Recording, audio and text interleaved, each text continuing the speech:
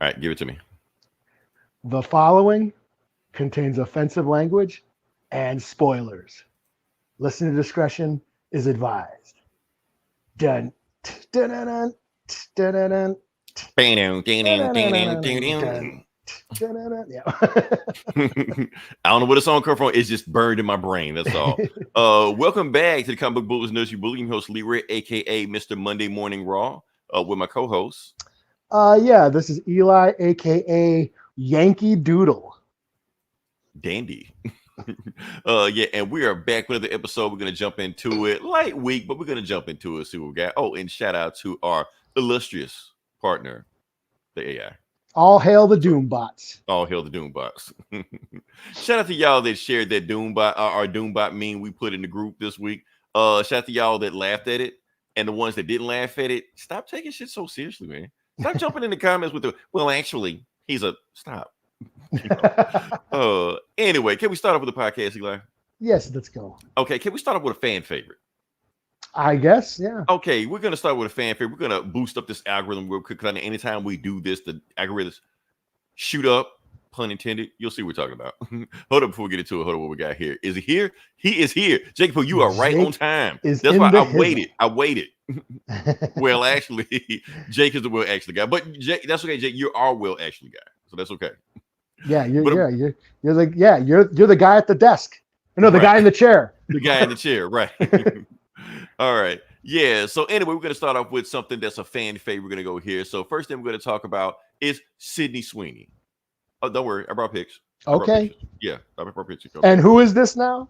This is Sydney Sweeney, an actress of sorts. She has been complaining lately in the public because she has a large male fan base. Mm-hmm. And she doesn't understand why. Oh, it's one of the great mysteries. I don't know. I mean, now you're looking at us again. Okay, anyway. So the thing is, Eli, the reason I'm talking about this because I don't know how much you've been online, stuff like that, but there's been a lot of rumors going around saying that Spider-Man 4 is coming out and she's gonna be a Spider-Man 4 cast as the Black Cat. Now, I do want everybody. The reason I'm talking about this is a bullshit rumor. Not happening, or if it is happening, there's nothing been official saying it. There's nothing been official saying Spider-Man 4 is even being made. There's no official saying she's been cast as anything. There's no official rumor that they are making a Spider-Man that is going to be attached to this. We don't know. This is just a thing that just every time I look at the internet, it's just been going out crazy. So, like I said, on this podcast, we don't do rumors normally, even though we're doing one now. The only reason I'm doing a rumor now, Eli, because I've been hearing the chatter about this, and I've been hearing one thing. Like I said, we got Sydney Sweeney, rumor playing Black Cat. But I don't know if you know this. She played in like another Spider-Man Sony movie. And people are saying, well, actually, how can she be Black Cat when she played Spider-Woman in Madam Web? So canonically, it just doesn't seem feasible. And I have a workaround around that. My workaround? Shut the fuck up, nerds. Deadpool.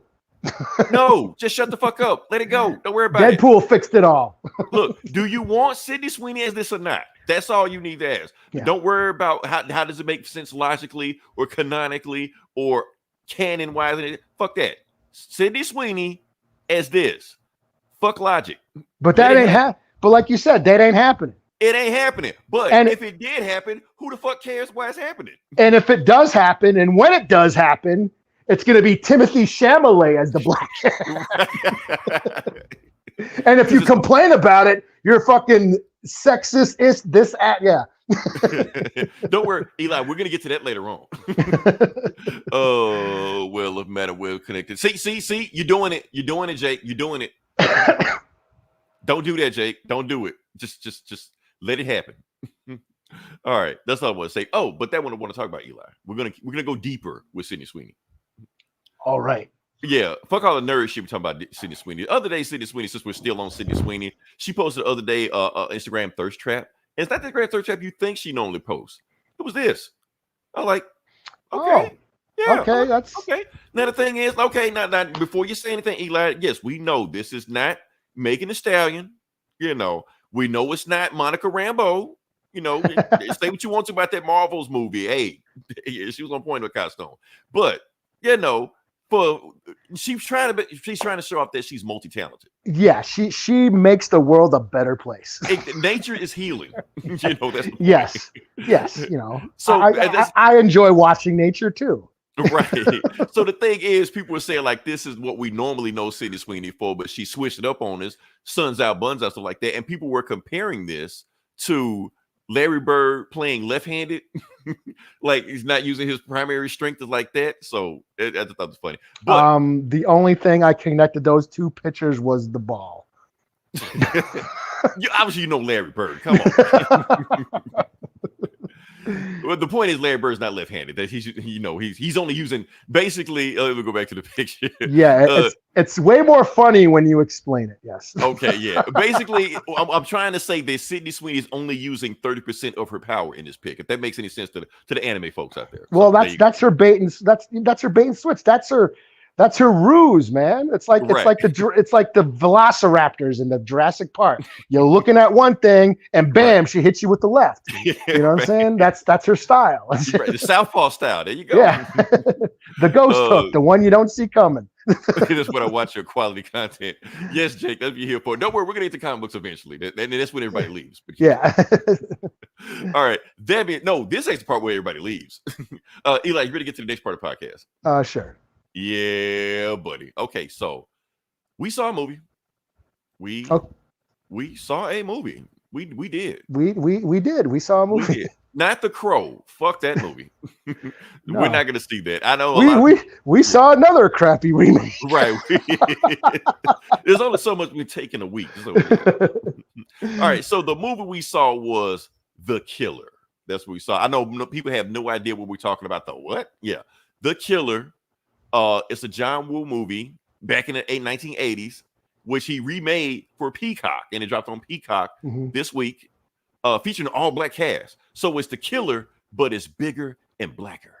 And in Paris. Why in Paris? Anyway, but it is. So yeah.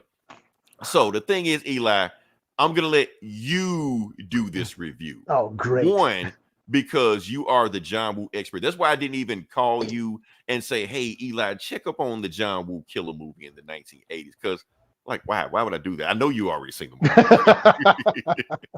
Death Taxes and Eli saw John Woo movie. So, and the other reason I'm going to stay out this review, because just in case if Natalie Manuel is one of the 6 listeners that we have on this podcast, I don't want to blow my chance for shit on a crappy movie. So that's what I'll let you do it. Okay. Now I understand that if you shit on crap, I know it's blowing your chances, but that's a sacrifice I'm willing to make. If I shit on, I'm cock blocking you. You're fine. Guilty by association, man. Just like with Shia LaBeouf. It's gonna be like she go deep in. No ass for either one of you. Your friend's an asshole. You're right. Oh man, what are we talking about? Okay. Somebody else's ass. Yeah, okay. Eli, I'm gonna let you start off with what you thought about The Killer. The Killer. Okay, The Killer, 2024, directed by John Woo. Not 2023, directed by David Fincher from Netflix. No.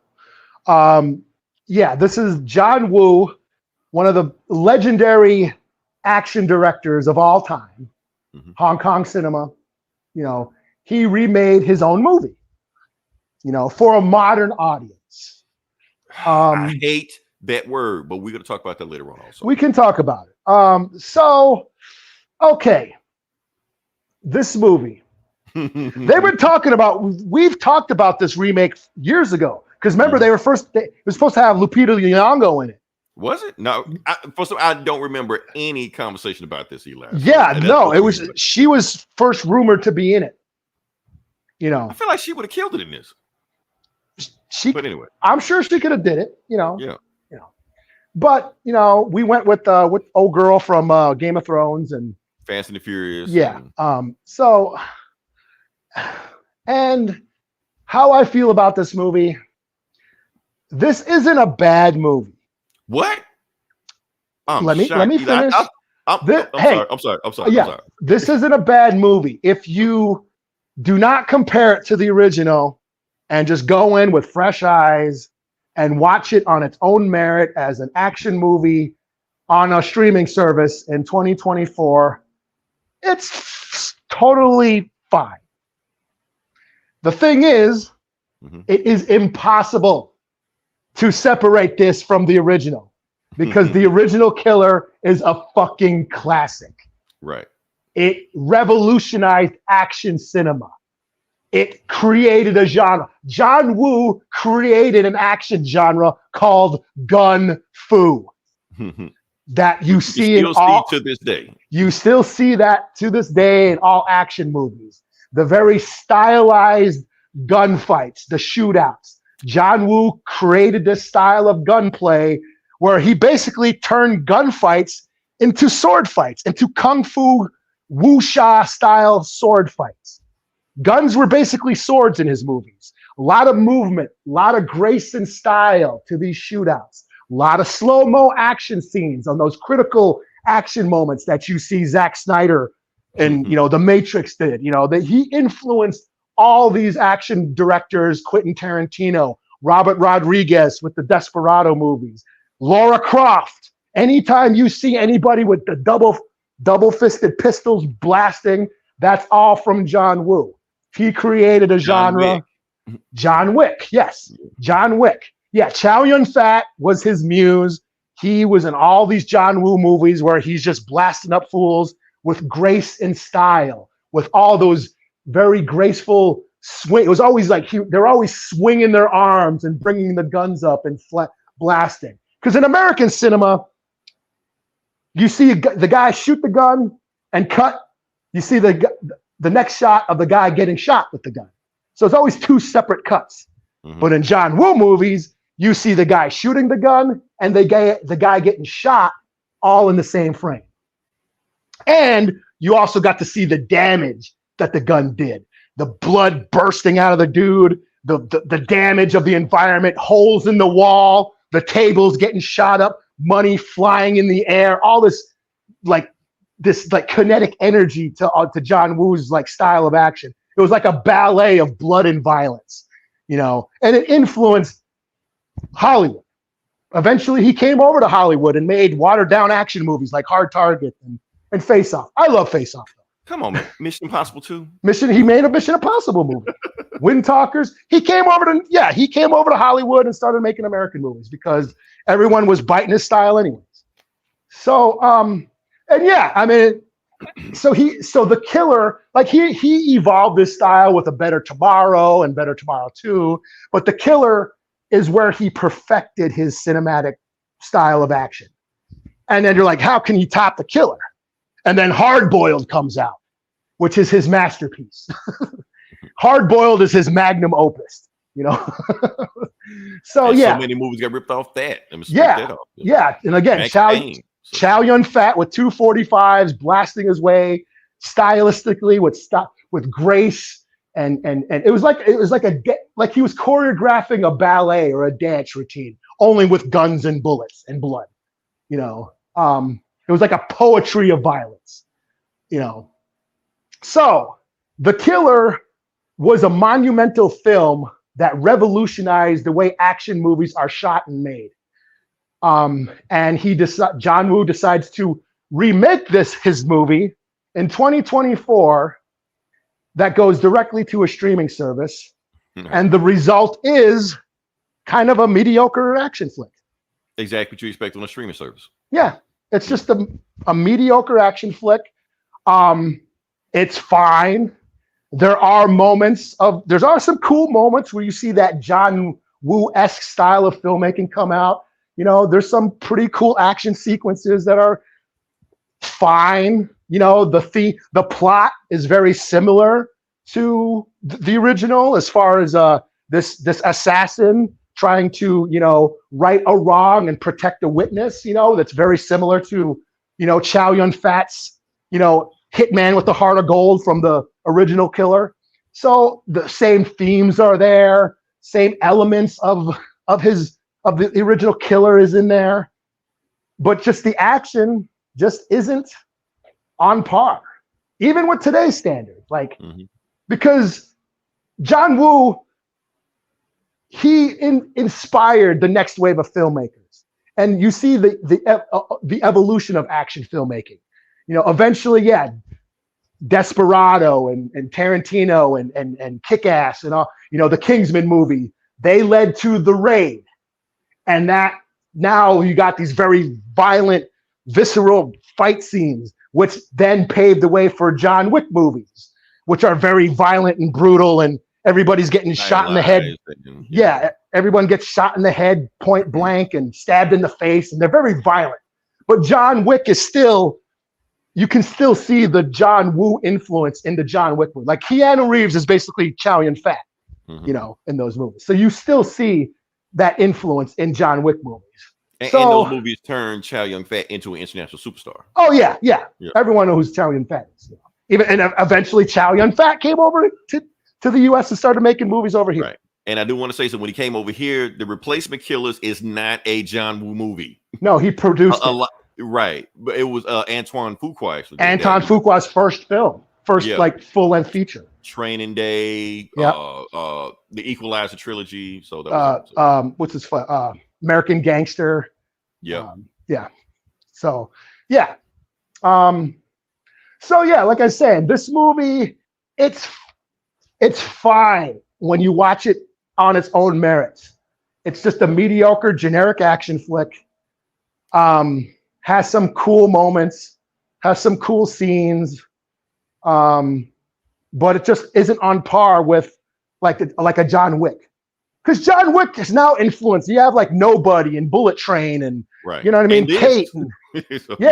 You know, like the Deadpool movies. Even like that style of action, that stylized style of action. That's all, you know, traces back to John Wick. The John Wick guys did the Deadpool movies. So yeah. So it's it on its own merits, it's just okay. It's fine. But because the Killer is such a revolutionary film, a classic, it's impossible to separate it and impossible to compare it to the original. And the fact that John Woo did this is kind of sad in a way. I don't know. So that's how I kind of feel about it. Like, I'm not trying to be biased. I'm trying to be objective while watching the whole thing. But, you know,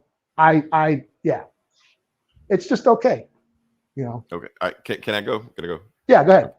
Eli, you shocked the hell out of me. That's why I wasn't expecting that. I really thought you were going to come in here and say this movie was a crime to humanity, you know, tear new assholes, shit on it, burn it alive. I thought you go like take it and just like burn it right here on the podcast. But it's very hard not to, yes.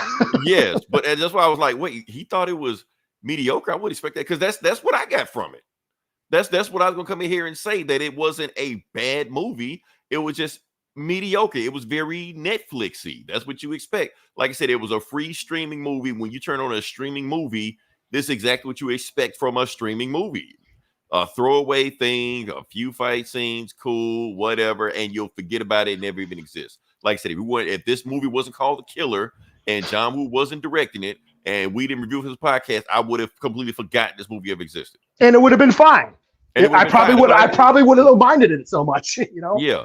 And the thing is, like you said, like the action of it is kind of lackluster in this movie. Like if I didn't know who directed this movie and I just saw this on streaming, I would have thought, okay, it's a guy, and maybe it's a film student that's a fan of John Woo just remaking one of his movies. I never would have thought John Woo made this because, like I said, it's lackluster. There's a few cool scenes, nothing compared to what was in The Killer, or anything he did. It isn't compared to Mission Impossible 2. Or any of the movies today, like John Wick or Nobody or Bullet Train or right. You know. And I feel like that's what greenlit this movie because they got John Wick and they got Bullet Train. Okay, let's make a female John Wick. I think what they're trying to do, let's make a female action movie because it does feel like they're trying to do that. Atomic Blonde, like Atomic Blonde, like those, that's great. But like even that is this isn't even on par. Yeah. It's not part with that. Like we just talked about how Chow Yun-fat became an international superstar with any of those movies, any of John Woo's movies. We can talk about Antonio Banderas with Desperado. We can talk about, even though Keanu Reeves is already a superstar, he became even a bigger superstar with John Wick. So these action movies are propelling these superstars. Does this movie do that with Natalie Emmanuel? No, it does not. This does not propel her. Matter of fact, honestly, Eli, I think as much as I love her, and I know this is gonna kill the millionth chance that I had with her, she sucked in this movie. I'm sorry, she did. I ain't going that bad. She didn't suck, but she was miscast. She did not give me badassery. She did not give me. I did not. And that's the thing. This was like everyone's hot in this movie. Yeah, everyone's pretty. This is like everybody's pretty in this movie. For instance, the guy in the movie, did he not feel like a discount Idris Elba? Yeah, and like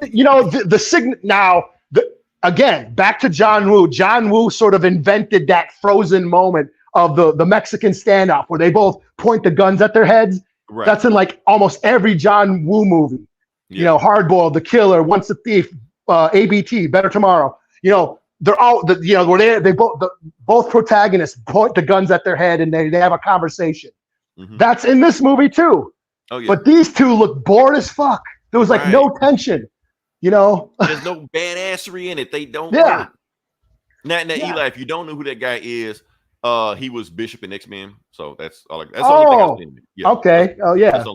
Now I'll be honest with you. I wasn't too hot on Natty Emmanuel, but that guy, I thought he had something. I thought there was something there with that guy. Even honestly, I think even if he actually could speak English and he came over here, I think he'd be a big thing. It's just his French accent is a little bit too thick. Because think about Idris Elba for a second. Now, Idris Elba, for 10 years, we didn't even know he was British. Like, we just thought he was just some guy from New York or something like that. But he turned out he started speaking British in one of those movies. We're like, wait, what the fuck? So I think it would have been a guy. And I'm calling him discount Idris Elba. That's like the most insult compliment you can give a guy. Like, you look like low rent Idris Elba. You still look like Idris Elba. I mean, shit. So it's still a good thing. So my thing is this: he was cool, and I think if he came over here, he'd be a big thing. Natty Emmanuel, I know it's supposed to be your big breakout moment. This didn't do it. I see why they stuck this on streaming. Honestly, I think they might have, we might have put it on there if we had a big reaction, but they saw what they did. They're like, go to Peacock, like instead of just making a big movie with it. But like I said, it's streaming, and his thing, Eli, you talking about the movie? I think the best action scenes in this movie were the ones they ripped off from the original movie. Basically, yeah. That's the thing. That's the one. You're like, that's from the old movie. That's from the old movie when she kicked the table and grabbed the gun. That's from the old movie. Yeah. The church shootout, the motorcycle scenes, yeah. So like any inspiring thing when you perk like, oh, we got a good action scene, but you've already seen it, and it was done better back then. Yeah. Right. So that's why. So even like I said, but even for Netflix standards, Eli, I think it's a little bit a step under. I still don't think it's where it needs to be at, because I've seen some good Netflix action movies.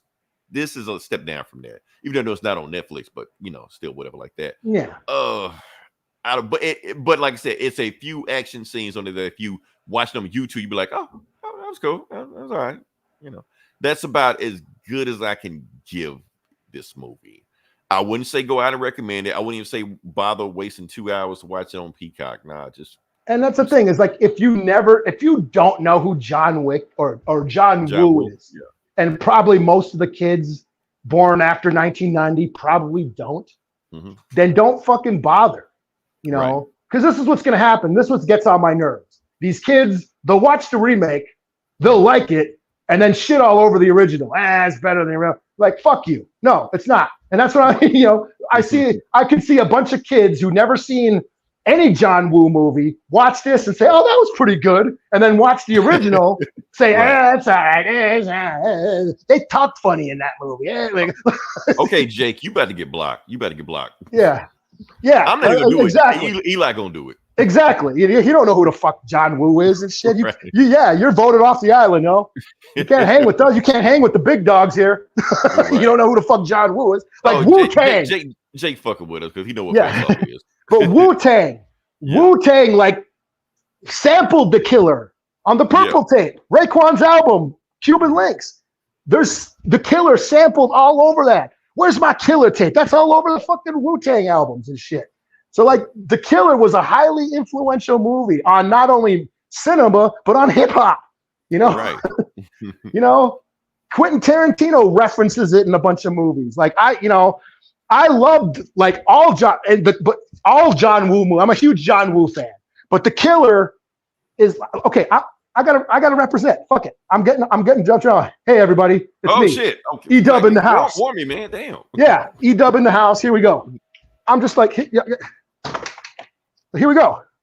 This is my killer tape. VHS, yo. The killer. VHS, damn. VHS. OG, baby. DVD, son. Yo, here we go. Blu-ray. Blu-ray. The killer. Yeah. Here, look at 4K? Chinese import. Oh, I thought you with deleted scenes. Taiwan, deleted scenes and shit. You know what I'm saying? I own like every version of this fucking movie. The illegal version of it. Shit. Yeah, you have no idea. Yeah, I got here's fucking Hard Boiled. Like, you know what I'm saying? I got like here ABT Part 2. You know, I got all the John Wick movies. You know, here's Face Off. You know what I'm saying? You got Face Off. Where's Mission Impossible 2, Eli? Where's Mission Impossible 2? Oh, sorry, that's one I don't have. You are not a completionist. Yeah, but I got once a thief. You know, fucking Bullet in the Head. I got Red Cliffs 1 and 2. You know what I'm saying? I got like this whole fucking row is all Hong Kong action. That's DVDs. You should see my VHS collection of Hong Kong. Like, you have no idea how deep I go into Hong Kong action flicks. In fact, is that even here? Let me see. That might be. Let me check it out. Hold on. See, I'm yeah, comic book bullies. Well, I'm the Hong Kong bully tonight. Here. This book. Can you see it? Let's see. Yeah. Sex and Zen, Bullet in the Head. This is a guide to Hong Kong flicks. You know, I got this. Yeah, here, right here. Can you see that? Hong Kong action books. Like, I read this shit. I read up on this shit. You know, that's how deep I go into like Hong Kong action and John Woo. So, yeah, I didn't take this movie lightly. You know, okay. And it was really hard not to compare it to the original. So, I really thought you were gonna like raise hell tonight. No, I was just like, it's all right. You know, for the kid. It's for the kids. Baby stuff, Holmes. The kids. Okay. There you go. All right. For the TikTok crowd. Oh, Silent Night. You didn't see Silent Night. I have not watched Silent Night yet. I missed it this past. I think that's on Peacock. Yeah. I think it's on Peacock right now. No, you're talking about Violent Night. No, I'm talking about Silent Night. Or am I talking about I haven't seen it yet. Okay. I missed it this past Christmas. I was gonna wait till this Christmas to watch it. But he did make that. Did, so yeah, he made that Silent Night. It's like supposed to be dialogue free. I haven't seen it yet though. The guy got shot in the throat, so he can't talk some shit. So. Yeah, I haven't seen that yet. But I've heard actually Izzy, he said it sucks. So that's probably another reason. Everybody said it sucks. Everybody watched it said it sucks. So I'm like, yeah. So I haven't watched it yet, but I was gonna wait till the holiday season. So in a few months I'll check it out. But okay. But yeah, slap a score on it, man. Would you? Ooh. 2.5 out of 5. Sorry, that's what I think. Yeah. I second that. 2.5 out of 5. Because I think even by Netflix standard, it's below that. So it's like, where it needs to be. And I'm not even comparing it to the. I went in fresh eye. Let's just watch what this is. Like just don't even pay attention to the name of it. Don't pay attention to the director. We'll just watch it. I was like I can't recommend it. This is one of the few movies I forgot to even write a review on before I jumped in. I was like, I just talk about it when we get there. So, well, that's the thing. If I don't like my unbiased opinion and not comparing it to the original, I would give it a 3 because it's just generic, but because it's impossible and the killer is a fucking classic, I gotta go. You know, hey, and the fact that John Woo did this, yeah. I gotta shave off a half a point, so I'm gonna go with 2.5. Yeah. Damn, how the mighty have fallen. All right, Can we go to the next part of the podcast? This sure. I'm staying out of. Wait, you know what? I might jump in this. No, man, you got probably more stronger opinions than I do. I do. That's why I'm gonna stay out of it. That's why I want you to cook. That's why I'm gonna stay out of it. Shit. Anyway, let's jump into it, y'all. Okay, so the next thing we're gonna talk about is the Acolyte. Now, the thing was, before all this bullshit happened, I was going to come on here and talk about the Acolyte, but the thing I was going to talk about the Acolyte was everybody stop talking about the Acolytes. That's what I was going to say, because everybody is still making videos and the Acolyte shot my brother and it'll be fun. Like, fuck up, man. Oh, did you sign the petition? Decide to put this it in. can't hurt you anymore. No, this is before I found out what Disney did. So for those that don't know, that got the news, Disney canceled the Acolyte. It's done. So season 1 was done. They said that's it. So they canceled it. No season 2 going on. The show is done. That's it. We killed the show. We did it, Eli. Let's celebrate in the streets. Take an ice cream. Let's do it. Oh yeah. Or at least that's what every other YouTube channel. Check the mailbox for my Acolyte prize. Right. Right. They celebrated thinking, we did it. You didn't do shit. Shut the fuck up. So before that happened, I was going to tear everybody shut the fuck up. But when this happened, now everybody's back talking about the Acolyte. Acolyte is back in the news. Acolyte is back in the algorithm. I'm like, oh, shit. I don't want to talk about the Acolyte. But shout out to everybody that did, because I will say I did this. I forgot to load this up. I'm gonna load it up now. I did a fan poll on our fan page. If I can find it, I don't know if I can find it. We got fans? We don't. Oh, I just put it on a fan page, but I think random people just came in how much we suck, and then we did it. Damn, I didn't get it. Anyway, fuck it. We voted on should Acolyte be canceled or should we get a season 2? It was close, but I think it was like 62 to 49 or some bullshit, whatever like that. Most people came in. It was close. It was closer than I expected it to be. I guess some people were upset the show got canceled or whatever. Here's my thing. Oh, hold on. Let me see. I'm the top fan. Other than Jake, yes, Jake is the top fan. You're just a knickknack at this point. You're just you just come with the place. Right, you're honorary bully, Jake. There you go. Yeah. we have knighted you. There you go. Yeah. Well, my thing is that you got a bunch of people bring the show back. Fuck these racists and these assholes that hate women. I think the people that want the show back are the people that didn't watch the show. That's what I think. Wow, that's I'm sorry. That's what I think, Eli. That's what I think. Because people that don't watch the show they're not hearing it's a bad show. They're just hearing that Star Wars fans hate women and we're racist. So that's why we want the show gone. So they just want the show back as a symbolic gesture. The principle of it, so they can not watch it. But here's the thing. The reason the show got canceled, the show did not get canceled because of racists or bigots or right-wing YouTubers, because nobody gives a fuck about YouTubers.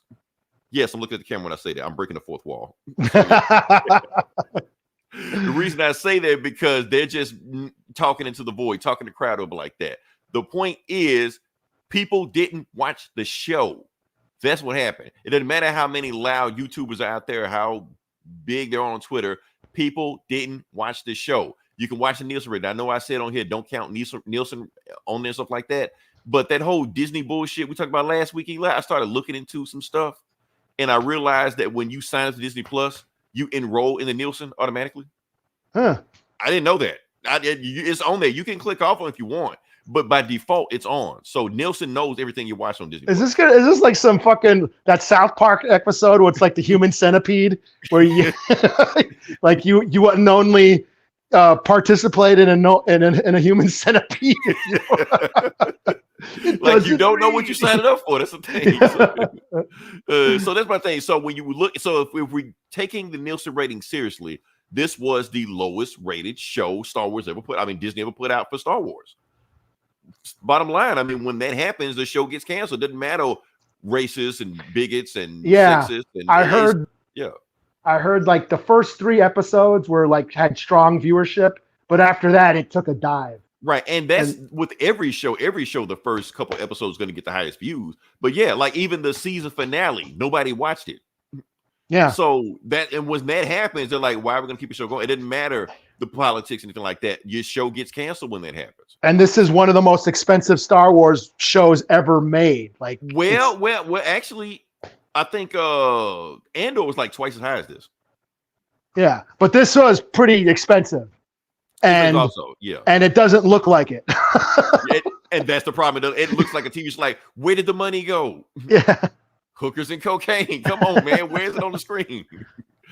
So where Andor looks like the money is on there, Andor did and other stuff like that. Meanwhile, this is still one of the most expensive shows, and it's at the bottom of the list. So it's like they're not recouping their money. So we can complain all you want to, and you can make changes, and you can make that change.org and petition all shit like that. Stop making petitions. If you want a show to stay on TV, watch the show. Petitions don't do shit. Watch the show. That's all that happens. So Yeah, basically what I'm saying is that this should not shock anybody. That's all I'm saying. Yeah, we weren't fans of the show. We didn't like shit all over it like everyone else did. I did, but well, in the end, you did. But we were on board for the most part. We didn't like totally hate it, but it was not a good show, and it's not. Don't pull the woke shit with me, motherfuckers, because I watched all 7 seasons of Riverdale, so you ain't got shit on me. So why that redhead girl with that ass? Don't play that with me, Eli. I came for her and I stayed for the drama. Yes, but yeah, I mean, I didn't give a shit that there was witches. I didn't give a shit that but the thing is, or that the Jedi were being criticized. I've seen it done better in comics and other shows. So like none of that shit that everyone's complaining about. Like, no, I don't care that there's women in it. I love Rey. I think Rey's awesome. Princess Leia is the baddest of all asses. I don't, that ain't why. I've seen it done better. I've seen witches done better. The Night Sisters are way cooler than these witches in this show. It's like, it's just wasn't that good, So, and yeah, like you said before, all the woke, the woke fucking virtue signaling, that's just an excuse to not critique the art. Right. Because anything we say about it now, we're racist and we hate women and all this shit like that. Yeah. So, which is bullshit. Yeah. Right. No, you get your identity politics out of criticizing art. I know you think it makes you sound smart, but it makes you sound the opposite. You sound stupider when you bring your politics into critiquing of art. Right. Oh, there wasn't enough women in this movie, so I don't like it. Like you sound like an asshole. That's why nobody's taking your opinion seriously. Yeah, you can say that shit on this YouTube echo chamber. You say that shit outside there, you sound like a dumbass. Yeah. Like what? What? Oh yeah, well, Rocky movies are racist against black people. Right. He lost the first movie. The first movie he lost. Like, like the fuck you talking about? Yeah. So yeah. It wasn't that good, and yeah, that's all I got to say. That's all I got to say. Can we move on? Can we never talk about this show again? I think let's not. I'm fine talking about any other Star Wars coming out. We got stuff coming out of the pipeline. They're saying Andor 2 season coming out. They're saying it's supposed to be even better than the second one. Skeleton Crew, which I think looks fun as hell. Point is, we got other stuff down the pipeline. I'm ready to talk about that. So yeah, let's move on past that. Yeah. Can we talk about something that gets me excited now? Let's do that. Okay, finally, because we've been it's been a rough show, y'all. I appreciate everybody listening, but it's been a rough show for me so far. But now things are about to perk up because now we're gonna talk about the Vidja gang section. Okay, so like I said, Eli, there are 206 bodies, 206 bones in the human body, but it's 207 when I watch this. So yes. Oh, is that Fatal Fury, dude? That's Fatal Fury 4 is Terry Bogard. Terry Bogard, yes, from Fatal Fury, SNK, King of Fighters, like that. He is the first crossover character coming to Street Fighter 6 or Street Fighter period. He's here now, and I watched. I was like, oh shit, I need it. I want it. Give it to me. But it's not coming out till like fall. Oh, but here's the thing, Eli. That's a couple months, dude. That's not long. I can't wait that long. No. And see, the thing is, when they gave me this Terry Bogard in there, and now they're saying Mai Shiranori, another character from Fatal Fury, is coming out in winter next year. I'm like, no, you can't tease me like this. If you're gonna give me this, I want the whole thing. Give me all. Damn it. I want it all. I want all the SNA character, King of Fighter characters. Bring them all. What's that dude? Joe, the other Bogard brother. Give me him. Give me Billy Kane, Geese Howard. I want to give me all of that. Don't tease me with this shit. Don't give me one and leave it alone. I want all of them. You know what that means? What's that mean? That means they're not dropping the price on Street Fighter for a long time. Eli, I pay for it. I will pay for it. I'm just saying, I haven't bought the new Street Fighter because I'm waiting for them to drop the price. But they keep coming out with all this DLC shit. Like, man, spend like $100 on this fucking and then drop price on the DLC characters either. So yeah, you gotta pay out the ass through that. So yeah. Yeah. I haven't even got M. Bison yet because I'm like, damn, can I wait on the price drop or something? M. Bison don't come with the game? No, they just dropped him out like a few weeks ago. See, this is why. This is why I just downloaded the 30th anniversary of Street Fighter on my Switch for $10. Okay. $10. I get 12 of it, like 1, 2, and 3, Alpha, Third Strike, Super. Yeah, $10. That's some good Street Fighter right there. So yeah, you got your money's worth from that. Yeah. So that's all my thing. They teasing me to give me a little bit, but basically I want Capcom versus SNK 3. That's what I want. But they tease me, they're not going to give it to me. That's what I want. But Terry Bogard comes out. I'm ready for it. It's cool. All right. So move on to the next part of the podcast. Sure.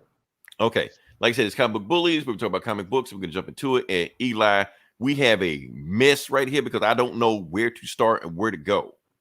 I don't know what to start with. It was a big week, man. It was a big week. I'm gonna let you take one of my books. Am I? Yeah. What am I taking? Wolverine. Oh, yeah, I could do that. You can do that. Okay. Take that off my plate. Take it off my plate. It's okay. Or whatever you want to start with. I don't care. It's on you. Well, what else did you read? Did you read Superman? I read Superman. Yes. Well, you can do that. You're the Superman guy. You read Superman? I did. The new one? Yeah. Okay. The Absolute Power tie-in? Okay, cool. Hey, all y'all, come back to our YouTube channel tomorrow because the House of Brainiac review is done. It's an hour long. It's just me and Eli talking about Superman for an hour. You'll love it. You'll be right at home. So good. Okay. I'm just waiting for this fucking Comixology to load. It is a piece of shit. Okay, Wolvie's Revenge. Okay, yes, this was a big deal. Yeah. This is Jonathan Hickman, your boy. My boy. Jonathan Hickman writing a Wolverine story drawn by my boy, Greg Capullo. He my boy too. He my boy too. Yeah, our boys. Hickman and Capullo. Yeah. Together again, or were they ever together? I don't know. I don't think so. I think it's the first time they've been maybe together. This is the first time they've ever been together. So it's a big deal, yeah. So yeah, this is one of the greatest writers and one of the greatest artists on a Wolverine book. On one of the greatest characters. I don't give a fuck. On one of the greatest He's characters. everybody's favorite X-Men. Stop with those weird ass answers. Wolverine is your favorite. So yeah. Cyclops is nobody's favorite. So. Right. You like Cyclops, you're a cop. So yeah. Yeah.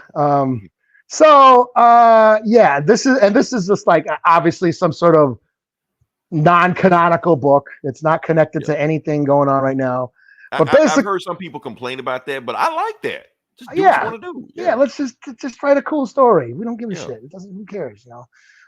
So basically, Asteroid M fell back to Earth. Yeah. And killed Magneto, but when he died, it triggered like a big ass EMP that like killed most of the power on Earth. But Wolverine don't know anything about this because he's chilling in the Savage Land. So he's in the Savage Land like hunting dinosaurs and shit. Taking a vacation. So yeah, he's just chilling. Riding a Triceratops. These tribesmen are like, hey, there's something in those woods, and it ain't no man. And there's, whatever. Don't be scared.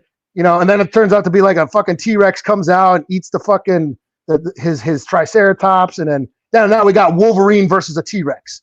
And he just like cuts the shit out of him and jumps in his mouth and like stabs the shit out of the T-Rex and shit. Now, I didn't find this out till after I bought this, but there's a red band version of this book. I didn't realize that either. Yeah, there's red band. Now, honestly, I thought it was there. Apparently, the red band is even more great. I don't know how the red band can outdo this. I don't know. Yeah, well, yeah, this is fine. But I did see some of the panels. He totally disembowels the T-Rex. All kinds of guts and body parts and severed heads come spilling out onto Wolverine. Oh, damn, I want to see that. It is pretty cool. Yeah. He's fighting the T-Rex, and then all of a sudden the T-Rex gets shot in the head. And it's Nick Fury. Nick Fury. White Nick Fury. Nick Fury. See, Disney, Marvel got to quit doing this shit. I'm just saying, like, pick a Nick Fury. Because That shit be confused me. I'm like, oh shit, he's white. You know, I don't know where to go with this. Yeah, because you like at first glance, I'm like, is that Reed? Oh, wait a second. No, it's Nick, the eye patch. You know, Right. you know. So Nick Fury, he's got some Shield agents. He's like, hey, Wolverine, we need your help. There's no power on Earth. Asteroid M fell. Blah blah blah blah blah. He basically explains to him what happened. He's like, America needs you. He's like, fuck off. I'm Canadian. Well, same shit. You know, the world's out of power. Billions of lives are at stake. We need your help to put the power back. You know, and he also tells them that Canada was wiped off the map anyway, because that's where Asteroid M landed in Canada. Yeah. So he takes him to there's only like 4 Shield or helicarriers left. 3 of them, yeah. Yeah, 3 or 4. And he's explaining to him, okay, there's like this contraption. In like Russia or somewhere, and it can like basically restore the power. And what's his name? Mastermind created it. He's got a bunch of mutants there, kind of a mutant crew protecting him. We need you to go and help us get it out. And we got a team, and the team is Captain America, Winter Soldier, was it Maria Hill, fuck's his name, Dugan or whatever the fuck. Dugan, yeah, and Clay Quartermain. Don't forget about Clay Quartermain. Oh yeah, that dude. And him. It's like, we need you to go and go retrieve this thing, and we'll restore power. So they all each of them gets in a helicarrier, and they're flying, and they're right about to get to the place, and then all of a sudden one of the helicarrier blows up, and it turns out Mastermind, is he controlling Quartermain's? Yeah, he's controlling. Yeah, he had in Quartermain's mind. So yeah, and he gets him to start like taking out all the helicarriers. You know, kills all the helicarriers. So Cap, Bucky, Wolverine, and a few Shield agents jump out of their helicarrier at the last minute. And I don't think Nick Fury was with them. I think Nick Fury went down with the helicarrier. Oh yeah, I just now noticed that. Because I didn't see him for the rest of the book. So yeah. Yeah, I don't see him there either. Oh yeah. no. Oh well. Okay. So they parachute down. It's like, okay, there's the base. Let's go. So they're all going through, and then all of a sudden they all start getting picked off by enemies. Deadpool comes out and shanks one of them. Omega Red kills somebody, and then Sabretooth comes and starts fucking people up. Oh yeah, then Captain America is like snowboarding on a shield. I thought that was fun. Which I thought that was pretty cool. I like it. But they all get captured by Sabretooth, Omega Red, and Deadpool, and they're like, yo,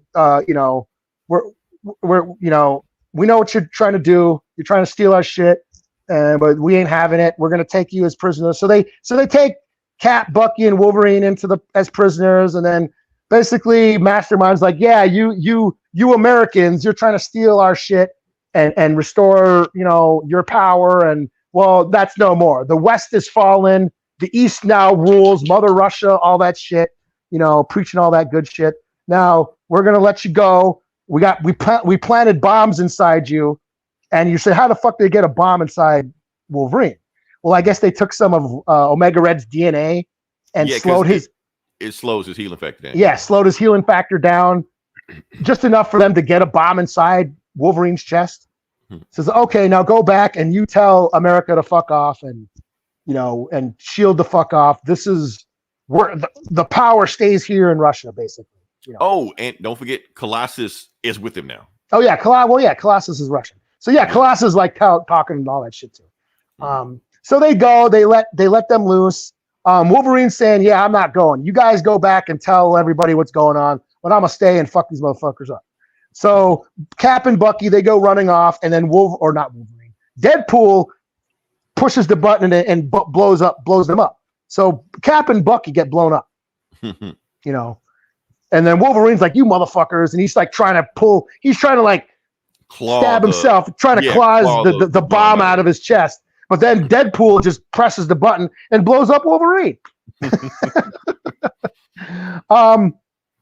And like, okay, yeah, that was fun. And they're laughing, or Deadpool's laughing. And it's like, yes, see, yeah, the West has fallen. The East now rules the world. We will restore power to Mother Russia, blah, blah, blah, blah.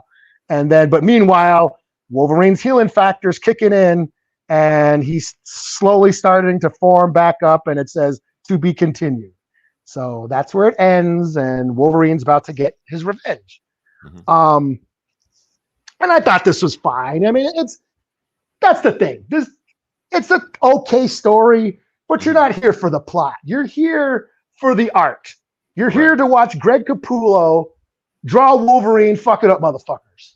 Right. You know, and on that note, it's fine. It's cool. You know, the art is dope. You know, it's a fine story. You know, it's nothing groundbreaking. It's a revenge story. I mean, you can't get simpler than that. Yeah. It's an excuse to have Wolverine fuck people up. Right. And the art is dope. And that's the only reason why. And so on that note, I'll give it a 4 out of 5. I thought this was fine. I agree. I mean, we got to remember this is also the start of this book. Also, it's the first issue, so I'm pretty sure it's going to ramp up and going to go, especially start chopping up people. I'm glad that they had Deadpool as a villain. Yeah, some people have forgotten that Deadpool was a villain when he started off in the 90s. Yeah, and I'm glad that Hickman didn't overwrite him and try to have him all that funny shit, wisecracks and shit. No, he didn't say. Yeah, Deadpool didn't say a lot in this issue. Yeah. He felt like Liefeld's Deadpool, if anything else, you know, like the original how he was back then. Yeah. Yeah. So no, I thought this was fine. It was fine. You know, it's nothing groundbreaking, but it's just dumb, stupid fun. You know. Yeah. I would have took this over Blood Hunt as a summer blockbuster. This was fine. You know.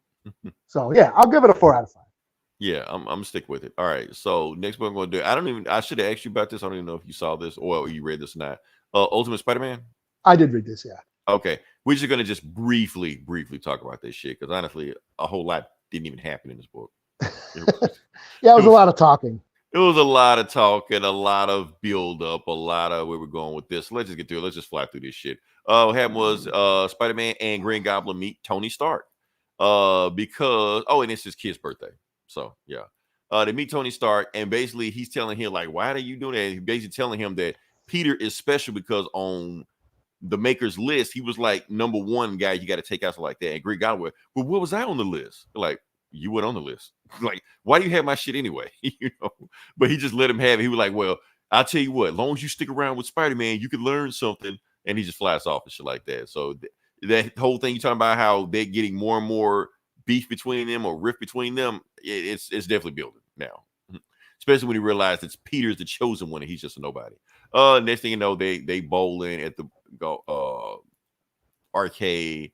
Little Easter egg right here. Arcade, the X-Men villain from the 80s. So yeah, just a little thing, whatever. Yeah. Dance Revolution, kids take pictures like that. But what really matters is that Kingpin is assembling the Sinister Six. He's putting them all together. So you got here, and basically saying that the Sinister Six are all members, well, they're leaders of their borough. Like Kingpin controls Manhattan. Boom. Okay. You got Mr. Negative controls Queens. Boom. Okay. You got the Black Cat controls Brooklyn. No, the Bronx. He controls the Bronx. Yeah. You got and it's a male Black Cat. I told you, for Timothy Chalamet. For now, no. Have you seen the previews? Have you seen the previews? No. They got some shit coming. Okay. Yeah. All right. So, Craven runs Staten Island. Yeah. What else we got here? Mysterio. Where Mysterio runs? What borough did I not name? I forgot. Brooklyn, Queens, Manhattan, Staten Island, the Bronx. Named out 5. Huh. But there's 6, unless Long Island's in there or something. Well, we hadn't got to the 6th guy yet, so it's the 5th guy. Yeah, there's the Sinister Six. Long Island. I think Long Island. Long Island isn't a borough, technically. That's not a borough. Yeah, no. Okay. Yeah. So you got Queens, Bronx. I didn't name Brooklyn. Memphis, Manhattan. Let's throw Mysterio in Brooklyn. Okay, let's throw him over there. He may or may not be, but let's throw him in there. And then they say, well, what about the 6th member? Well, the 6th member is the most important borough because the real borough is the underground because we're down with the underground. Yeah. And who is it?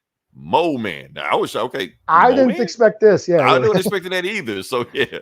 And apparently they've been friends for like a while. I guess like Mole Man like helped Kingpin get to where he's at right now. Like his, and you see like his people, Moloids, whatever the fuck they are, They're there in the background. So yeah, so that's the Sinister Six. That's the team, and they get together and they're going to take out Spider-Man. They all got dossiers on them and shit like that. So yeah.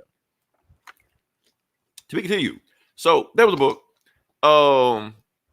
Also written by Hickman. So I think what this book is, I think he just gave me some bullshit, slice shit we really don't care about. Because I think next issue is going to be balls to the wall. Let's just smack Spider-Man around and shit. I think this is the calm before the storm. That's what I think. Mm-hmm. Yeah. So that's why I think this issue was kind of, whatever. So, yeah. Overall, 3 out of 5 because I still like the art on it. And even the talking scenes on it, I still enjoy them, but I don't feel like talking about them. That's all. All right. So back on you. Let me see what you got. All right. I'll do Nightwing number 117. Okay. Fall of Grayson. Part 4. Yeah. This is part 4 in the Fallen Grayson storyline, the final story arc in Tom Taylor's Nightwing run. So this is the second to the last, the penultimate issue in his run. And yeah, it's getting a little sad. So this has Nightwing's been traumatized. He's afraid of heights. So he went on to, was it Nanda Parbat or whatever, to go train with Deadman to help him get over his fear of heights. Because you said they knew each other. Yeah. Back in the day. Yeah. Like he was, I guess before dude was Deadman, he was like knew Dick as a kid. So trained him as a kid. So that's it. That's what he's trying to get him to, get over his fear of heights. He finally decides, okay, I got to just let myself fall. And he does. And then he goes back to Bloodhaven. And there, meanwhile, Bruce Wayne has taken up the Nightwing mantle and has been going on patrols. Batman as Nightwing. And that was kind of funny. It was only a couple of pages. But yeah, we had Bruce Wayne as Nightwing, kind of filling in for the time. But he gets back and basically tells, Oracle, like, yo, I'm back. And I put it all together. It turns out that Zuko wasn't trying, like, he killed his parents, but he wasn't trying to kill his parents. He thinks that Zuko was trying to kill him. Like, he meant to kill him. Race? Yeah. Wow. So, dun, dun, dun, dun. And that's where the book ends. So they don't get in detail like why he tried to kill like Dick Grayson specifically, or just no, not yet. For down the road. Okay. Not yet. Yeah. So yeah, like not a lot happened in this. It was just a lot of buildup. Yeah, we're setting up for the end, So yeah, we got Dick back in Bloodhaven. I was at first I was a little disappointed that we didn't get to see Bruce Wayne as Nightwing for a little more. But after seeing it, I'm like, I don't think I needed to. Right. So I don't know. I'll give this a 3 out of 5. Like, not a lot happened. I'm still into this. Obviously, there's one more issue. I'm gonna finish it, and but yeah, this is basically it was just all set up. So and Redondo on the art is still killing it. So yeah, 3 out of 5. Cool. Eli, you're gonna have to help me out with this book because I feel like I know a good bit about one character, but you're the expert in the other character. So some of the stuff are like, I don't know if you know what's going on. So let's just get to it. We're gonna talk about Predator versus Black Panther. Oh yeah, that's right. Yeah. Okay. Okay. Yeah. We're gonna talk about Predator versus Black Panther. I'll be the Black Panther expert. Exactly. And I'll be the Predator expert. Right. Oh yeah. So like I said, this has been a book that I thought for some reason the book was coming out later. I would expect it to drop this week, but it's here. So yeah, I was surprised. I was like, oh shit! Like it was a big week. I'm like, damn, I gotta get that, and then I saw, oh shit! Oh, I gotta get this too now. This week, I feel like I missed some this week too. Yeah. I don't know what I missed, but it was a bunch of stuff to drop. So let's go to it. Black Panther versus Predator. Let's go to written by Benjamin Percy. Yeah, I was surprised about that too. And like 100 different artists. Like, what the fuck was that about? Yeah. like Benjamin Percy. Like he's been the Ghost Rider. Like, he's good with horror and monsters, and he's in Wolverine and X-Force. But yeah, I'm surprised they got him for this. And he's writing the ultimate Black Panther, even though we fell off on that, but he's still. I thought that was Brian Hill. Oh shit, you're right. My fault. Okay, never mind. Anyway, so what do we got here? Okay, so we got Predators and Eli. What the hell is happening here? Sorry, just taking a drink of water. Okay. So they're the Yautja, that's what the Predators are called, the alien species. Mm-hmm. There's two brothers. They're both from warring clans because they're all, the Predators are all about honor and hunting, and they're fighting for territory. They're both trying to appease their father, who's like a king.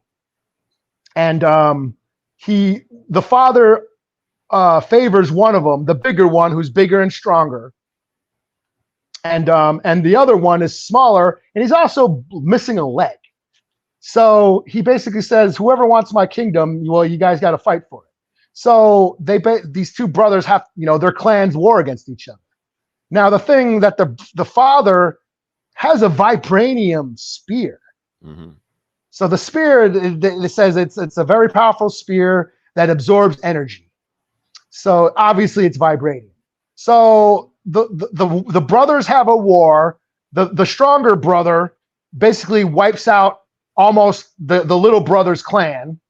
So the little brother's like, okay, obviously he's stronger. He's got, I'm missing limbs and I need an advantage. I need to be smarter. I need to be intelligent in order to beat my stronger brother.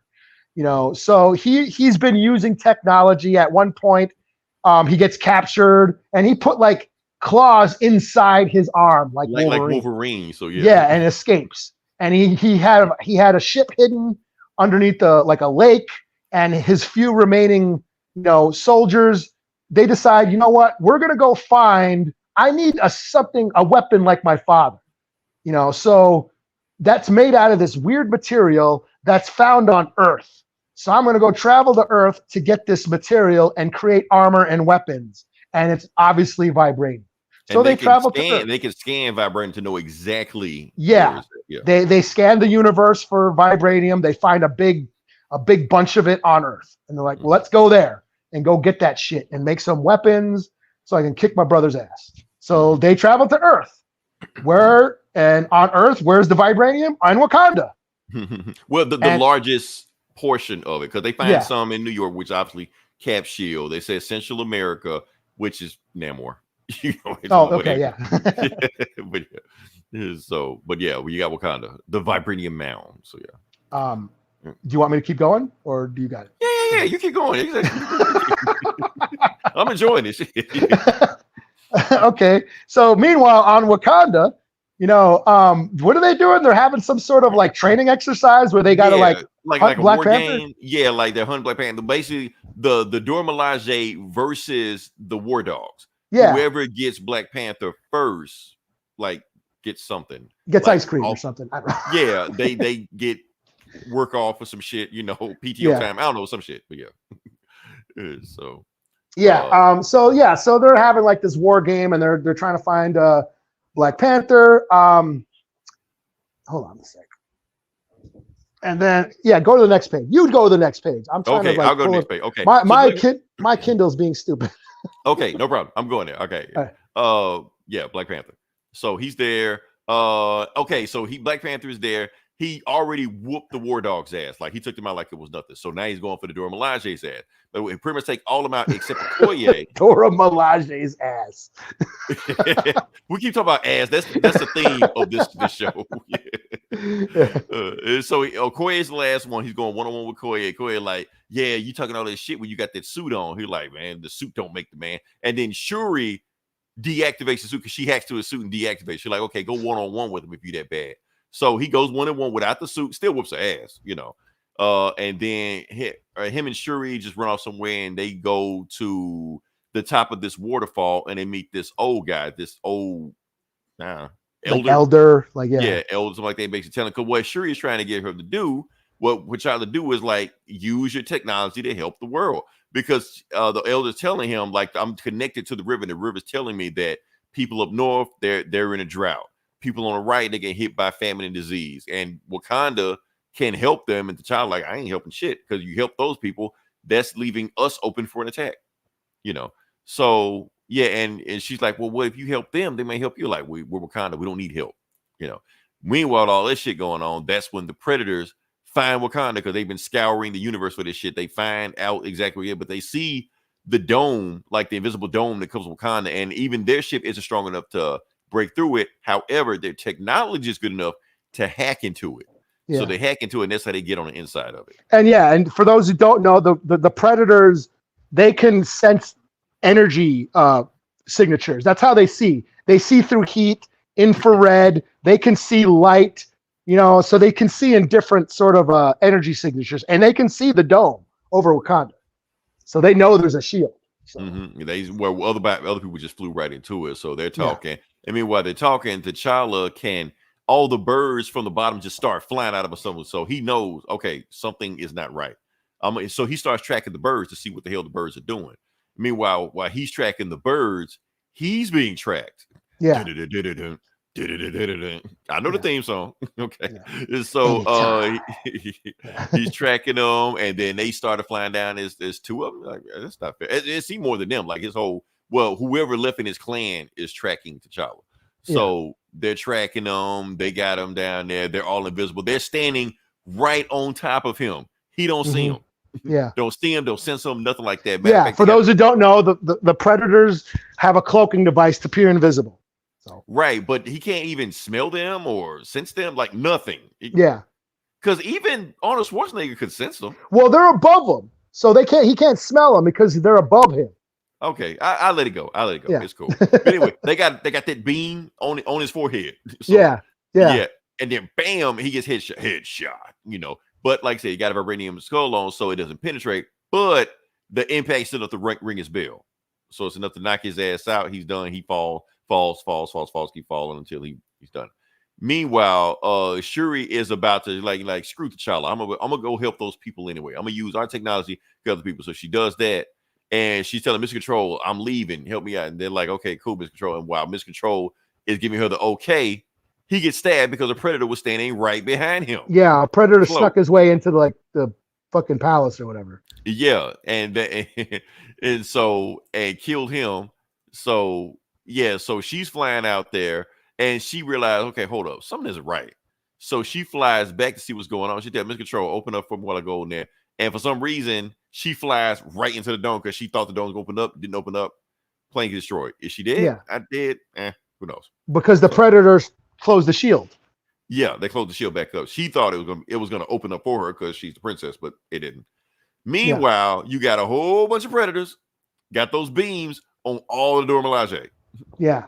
To be continued. So they got Wakanda sealed. No one can get it in or out, and Predators are running loose. Yeah. Inside the dome. So I mean, it's a good sense. I mean, like if you would expect what would a Black Panther versus Wakanda story to be, this what it would be. I mean, you don't have to reinvent the wheel. Give me Predators trapped in a dome with Black Panther and the Dora Milaje and the War Dog. And plus, you can kill the War Dogs. I don't give a fuck about them. like go nuts with them. So yeah. Well, that's the thing. It's like the Predator. It's cool to see like how Wakanda is going to use their tech against Predator tech. So that's what I like. That's what I found intriguing. I'm like, okay, I just want to see them fight. I want to see T'Challa versus the Predator whooping ass. But then I forgot, oh yeah, the Predator's got all this cool tech and they're using it. And it's cool to see how they infiltrated Wakanda, took it over and sealed it. And now it's their hunting preserve. Right. And I'm like, okay, all right. Now let's see what Black Panther and Wakanda's going to do against these motherfuckers. Now it's on. They're like, okay, now I want to see it. And I'm like, good job, Benjamin Percy. I didn't expect that. Now, here's my thing, and I want to see where they go with it because they already kind of hinted at that T'Challa has an unfair advantage with the Black Panther vibranium suit. What happens if it malfunctions or some shit? Yeah. And now he got to go at them just like Arnold Schwarzenegger, shirtless T'Challa. So yeah, it's cool. Like, no, I like the setup. I thought it was interesting, so. I was pleasantly surprised. Yeah, like I said, you don't have to reinvent the wheel. Keep the story simple. Keep it like this. Let's go with it. But they need to get rid of that every artist a different page shit. That they stop that shit. That kind of threw me out of it. So yeah. Yeah. Be more consistent with this. So yeah, because Well, like the Wakanda shit was fine. It's just like the Predator planet was like super cluttered. It was I'm like, what the hell is going on here? Yeah, there's too much shit going on. That's why it's like, man, Eli, you explain this shit. So yeah, it was like, okay, I mean, it's fine, but like it was like, yeah, the layouts, they were like really cluttered and like too busy, man. Come on now. But when he got to Wakanda, it got a little bit better. But even in Wakanda, they had different artists for that. Mm-hmm. So I don't know. We'll see where we go next issue. So all right, I guess back on me. Hold on. Well, yeah, I'll give it a 4 out of 5. I enjoyed it. Okay, hold on. Let me see what we got here. Oh, this is not a crazy one. God bless you. Remember, God spent a lot of time on you and his beautiful art. God bless you too. XT Wack 2. Good looking out. Yeah. Okay. Appreciate you for listening. Okay, I guess I'll be Eli. This is the last one I got. This is the last one I got. We're gonna do Superman 17. I read this too. Yeah. You read this also. This is a absolute power tie-in. But here's the thing, Eli. I'm not reading this for the absolute power bullshit. I'm actually reading this because it's Superman. Zatanna? Well, yeah, that too. but Superman dealing with magic, because we always say like that's his number one weakness. Superman hates magic, and now he has to. Basically, the whole story is about magic. So, let's see where we're gonna go with it. Let's go. Load it up. Okay, so book starts out. Boom. Oh yeah, Superman and Zatanna going through the darkness or some shit, whatever. Okay, so book starts off with Superboy. Now that's why this shit is so confusing, Eli, because the whole point of Crisis of Infinite Earths was to delete Superboy from existence, and here he is. Like, I don't know. I'm complaining too much. Anyway, because when it said Superboy, I thought of John. Right? Like, no, that's what I thought it was. Like, I thought it because John is like Brainiac right now. So I thought at first I'm like, is this John? Is this John? But no, it wasn't. It was young Clark. So yeah, I know what you mean. No. Yeah. So the whole thing, for people who don't know, that there was a whole thing about Crisis. Now in Crisis, basically they said that Superman was Superboy back in Smallville, but when Crisis of Infinite hurt, they deleted that shit. It never happened. But here goes Joshua Williams saying that's back because it is. Because fuck you, man. Right, basically. Why? Because fuck them. That's why. All right. Fuck your actually. Take your actuallys and stick it in your ass. Right. Joshua Williams looking at me. Shut up, nerd. Anyway, so you got Superman and Zatanna, and look, Eli, her stockings have been ripped. Anyway, good eye, man. Good eye. You know, I visualize shit like how to spot that. So anyway, research. You're doing research. See, we're not just all about ass, So anyway, so Superman is basically reflecting on the shit that happened in Absolute Power 2. We just read, well, like I said, we had Cyborg, Super John, and the Force Shot just got blown up. So he's punched the wall, pissed off of what Amanda Waller did, and he was Superman because his knuckles are bleeding. She's like, dude, quit punching the wall. You fuck your knuckles up. She's like, okay, cool. So they're walking through the shed. They're like, once we get this MacGuffin called the Book of Mordru, then we got what we need to go at Waller. So they're basically going through the shadows like that. Meanwhile, I get the side plot with Waller looking for Lex Luthor because she doesn't know Lex Luthor is an idiot right now. So she's like, and she's mad at the Peacemakers. I don't know what the fuck going on. And Lex Luthor. I mean, I'm sorry, Lois. It's too many L's in Super. Lois, Lana, Lois, Lamar's. Okay, Lois Lane. Lois Lane is in a Lex Luthor suit. That's what I was trying to say. Okay. Suffering succotash. Right. Unique New York. But anyway, all right. So she's got there and she's trying to save Lex. And the funny thing about this, because Lex has amnesia, trying to tell Lex that she thinks that you're this person. She thinks you're a threat. That's why she's trying to take you out. And Lex is like, well, this Lex Luthor he's telling me about, he sounds like he was a great guy. And looking like, huh? Like, well, anyway, because they know Lex Luthor's kind of crazy. And then yes, we got Mercy shows up and she's like, Mr. Luthor?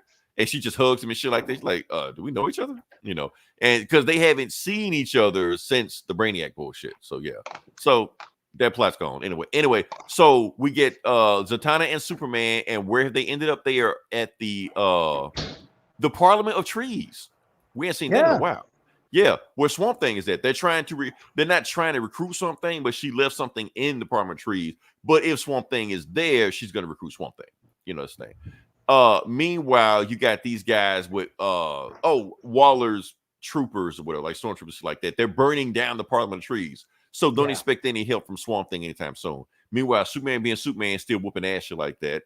Doesn't care he has powers, and Zatanna's just trying to say, look, don't worry about these guys. They're going to keep coming. We got to get the thing we were coming here for. And the thing they came here for was a book from the Book of Fables. And basically, it's a thing that would teleport her to the Oblivion Bar, which we've talked about before. I think we talked about it in, what's that shit? The metal shit? Dark metal shit? I think they went there. Fucking hey, yeah. They went there then. They remember they didn't all suck. I think one of them was good. So yeah. Anyway, so they both say some magic bullshit and they teleport themselves to a living bar. Meanwhile, Waller's men burn the living bar, so ain't no coming back from that. So yeah, the book's done. And meanwhile, they open up and boom, they are in the Oblivion Bar. For those who know what the Oblivion Bar is, apparently, I don't even know what it is, but I think it's a place where the magic people just hang out and shit. That's pretty much what I got out of it. Yeah, pretty much what it is. So since Waller's fucking everybody up, stealing magic, stealing powers and shit, they're like, well, we just gonna hang out here and just avoid all that shit. So they're walking through there, and then everybody's looking at them crazy and shit like that, and boom, and you get some guy. If this is a guy, I don't know who the fuck this guy is. But anyway, Superman just bumps out because Superman, he's like, cowards, all of you are cowards. Everybody's down there risking their life trying to fight Waller. You're up here getting drunk and shit. You still got your magic powers, but you could be helping us, but you're not helping us. And that's when Superman giving his big speech, and that's when you got that dude that was in the beginning. And according to his name, now if he's a thing, I don't know if he's a thing, but his name is, what was his name? Kid Inferno? Something. Kid Inferno. Kid Warlock. Oh yeah. He looks like Tom Warrior from Celtic Frost. Yeah. So he says, I guess you don't call yourself Kid Warlock anymore. He's like, yeah, I still come as a Kid Warlock. Got to stay with the branding. But Superman, you gotta get your ass out of here talking all this bullshit, because you're saying all this shit about what we're doing. You're here too, running from the fight. So he puts his hand on Superman, get ready to bounce him out of the bar, and Superman's just like, get your hands off me. They're like, oh, we're going to do this? Okay, let's do this, because last time I whooped your ass, you had powers. You don't have powers now, and you still have a weakness to magic. So he does some magic bullshit, fire or false thing, shit like that. And Superman dodges. He's like, look, I'm sick of everybody saying I'm weak to magic. I got the same vulnerability to magic I always had. And then the dude gets ready to throw another spell, and Superman punches him in the throat. Since he punched him in the throat, he can't speak. And then Superman takes him, throws him across the room, and he's done. And then Superman goes, "You can't Wingardium Leviosa." Right. And Superman like, anybody else? Because the next words I want to hear better be, I can help. And that's what he hears. Okay, I can help. He's like, oh shit. So he like, y'all come on up here. Long time, Superman. So they decide to walk up there to see what the hell is going on and who's up there, and they see the map of Mordru. The whole thing they've been looking for the whole time. The thing they need to change the fight against Waller. She's like, I got the magic Mordru right here. I've had it the whole time. But what are you gonna do for me? And that's when we see it's Neron. Now, those who know who Neron is, I don't even know who Neron is. But I think I wasn't sure. I was hoping it was going to be Constantine, but it wasn't. I think they wanted you to think it's Constantine. I think it was a bait and switch. They want to. But Neron is basically the closest thing the DC has to the devil. Even though they have the devil, they have. Well, who the fuck is you probably who the fuck is what's her face's dad? Trigon. Okay. Trigon. He's the second closest thing they have to the devil. Or sometimes the first. It depends on the story or who's writing the story, But there's Mephisto, there's Mephisto and Mephatso. Right, Mephistophilosopher. Yeah. So for this purpose now, this is the devil. Even though they have Trigon, they have this guy, they have Lucifer, which was an underrated show. Good show, but yeah. I was watching Lucifer for a while. Lucifer was a good show also. So they got all this shit. That's a DC show. If people don't know that. So anyway, he's there. He said, "I give you the map, but y'all got to do something for me." So to be continued. So this is Superman still dealing with magic bullshit. So that's why I'm reading this shit, because it's Superman dealing with magic bullshit. Because Superman usually tries to run from magic as fast as possible to just fight it, but now he's got no choice. So if they turn around and Superman learns magic and becomes the Sorcerer Supreme, I'm like, well, that'd be a turn, So yeah. Cool. Eddie meets the devil. or one of the devils, or yeah. We've read a story with Neron. I think Neron was the guy. I think he was over. Wasn't he over with the big bad guy of Blackest Night? That was a while ago, but that was Necron. Yeah, but that was a while. Like Blackest Night is like, I think before we were even doing this podcast. It really was. But like, I'm talking like recently. Yes, like recently, I feel like he showed up somewhere, and I can't remember. They got so many devil dudes in DC. That just seems to be going on right now. Like both, like DC and Marvel, like everything's like in the demons and the underworld, and right. Yeah, that's like what's going on. Well, maybe it's just because I'm reading Ghost Rider and Hellcat. Yeah, the satanic. It just feels like, but then Blood Hunt and you know what I mean? Like, yeah, that shit and yeah. So that's the thing. So what is Neron gonna do with Superman and Zatanna? Guess we'll find out. I don't know. So yeah, Superman's gonna have to play guitar against Robert Johnson or some shit. Right. I don't know, some crazy shit. So anything I'm booked out. Anything else you got? That's all my books. We both read the same books. We both read the same book. That's a first. Yeah. What are the odds of that? You know, what are the odds of that? Because honestly, I didn't know how we were going to divvy this up. I just started reading shit. Just like, I don't know what the fuck was going to happen. We just figured this out when we get here. So yeah. Yeah, I read Ultimate Spidey. I read, yeah. Yeah, same books as you did. We read it all. So cool. All right. So next week, Eli, I think is next week Penguin. Is it? I think so. Don't quote me on that. No, it's not. It's not. No. Week after next week is Penguin. Okay. Yeah. Hold on. We've never talked about Kite Man yet. Oh well, I'm gonna wait until it's finished. I think Eli, are you? Last week, that was last week's episode. Go watch it. Jake, you missed out. You missed out. He went on a rant. Yeah, man. Go listen to that, Jake. Go listen to that shit right now. Eli went on a rant on that shit. So yeah. Yeah, go check it out. Yeah, I did cover Alien. Yeah. Yeah, like I said, if you listen this long, different like, share, subscribe. If you listen longer than 30 seconds, we appreciate you. Tomorrow, like I said, come back to the podcast or come back to YouTube tomorrow. I will have an hour-long House of Brainiac full complete review. Me, Eli, and AKA David knock that bad boy out. Oh yeah, AKA David. AKA David was on there also. Check that out. Listen to it. It's there.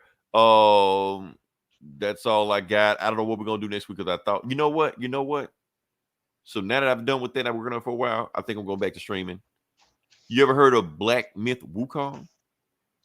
That game, there's like some like fucking like kung fu game or some shit. Yeah, don't quote me to Eli. I might get it. Okay. If I get it, I'll stream it. I'll review it. Cool. We'll see. Cool. If nothing happens, I'll just do that to kind of like pass time, just knock a show out. So yeah.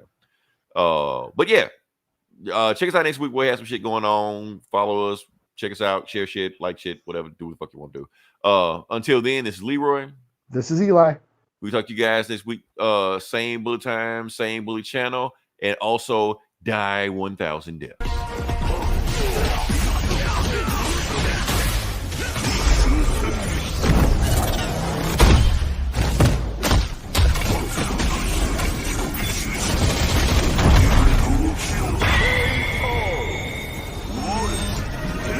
Kill me,